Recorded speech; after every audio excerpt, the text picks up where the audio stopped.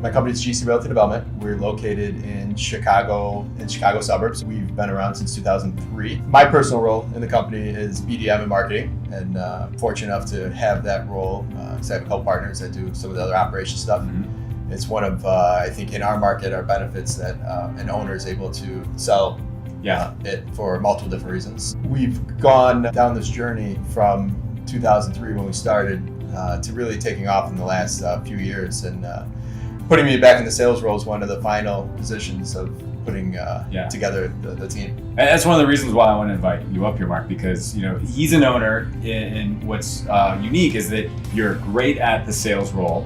You have no ambition in the near term of hiring a BDM, outsourcing this. You want to keep doing it.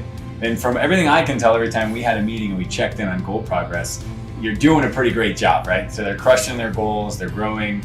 And I've observed you, and I can tell you're a natural at this and you're really good at this. And so one of the obvious questions was, okay, owner's doing the sales, they're hitting the goals, you're comfortable doing the sales. Why bring in somebody like me, right? So what was the impetus to say, okay, let's talk to Jeremy. It's actually worth it to systematize and formalize the sales process.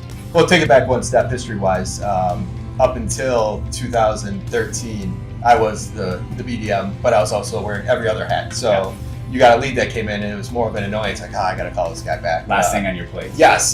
So I always handled it up until that point, and we did put a BDM in place, and it was very inconsistent on how they were approaching it. They were more of an inbound type salesperson, but at the same time, there's no formality to it. And me now stepping back into this role, we wanted to, I'm very, if anyone knows me out there, I'm very inconsistent in what I do from day to day. So to put some consistency back into what I'm doing helps it become a little more natural for me. And I have to think a little less when I am going into returning a lead right away or going into a sales meeting.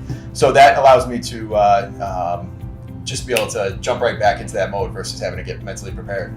That's a great point, because if you've got 4 leads, you're not having to strategize about how do I handle this lead, what am I going to do? You just got the playbook, right? So you just jump into it, you just do it. Obviously, consistency is something I hear a lot about, right? So, myself, when I was doing a lot of the sales, when I was running a marketing agency, I felt like I was good at it, but I can't say that I did it the same way every time, and I certainly couldn't teach somebody else to do it. So why do you think consistency was so important to you, or what's that kind of allow you to do now that you've got some consistency back in the sales process?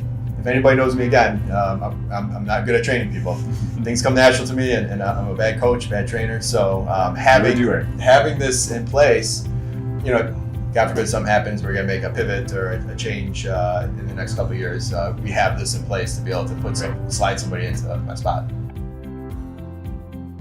What it made us do, it made us look at really our unique proposition for our client base. And we came up with the idea of promoting our responsiveness. We already were super responsive. Yeah. We were already tracking how responsive we were with emails and kind of closing out issues. But it was just kind of the best kept secret in your business, yes, right? And you didn't even realize it. And then we started putting that into our marketing. And, obviously that's one of the first things I say when people call me now, or that first phone call, I point out how responsive we are. And it also gave us a rallying point for our team. So we brought it to our team. They like the idea, so now it's in their brain, and we're putting it into the culture every day. So great. And I've seen the emails that you forwarded me. Yes. And so I think that you may have already been having that, but my guess is that by clearly punctuating what you guys do better than everybody else, kind of plants a seed, and then when they see it happen, they're noticing it, they're responding to it, they're complimenting on it. So they're probably happier customers now. Yeah, definitely. So obviously we've gone through this process now, and we've crystallized what your sales process looks like. We've really teased out how you're different than the competition in a meaningful way for the customer, that sales position that we've done. So how do you feel when you go out in the field and you actually sell now that you've been through this process?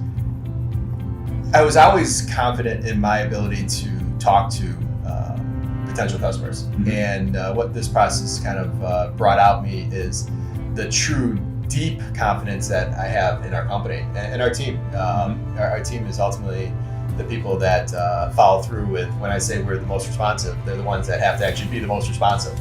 So it's really helped us build an internal confidence and rally point around it. So the whole company has maybe got more confident, not just you in the sales process. The whole company has gotten better as a result. So all right, I appreciate it. It's been a good journey.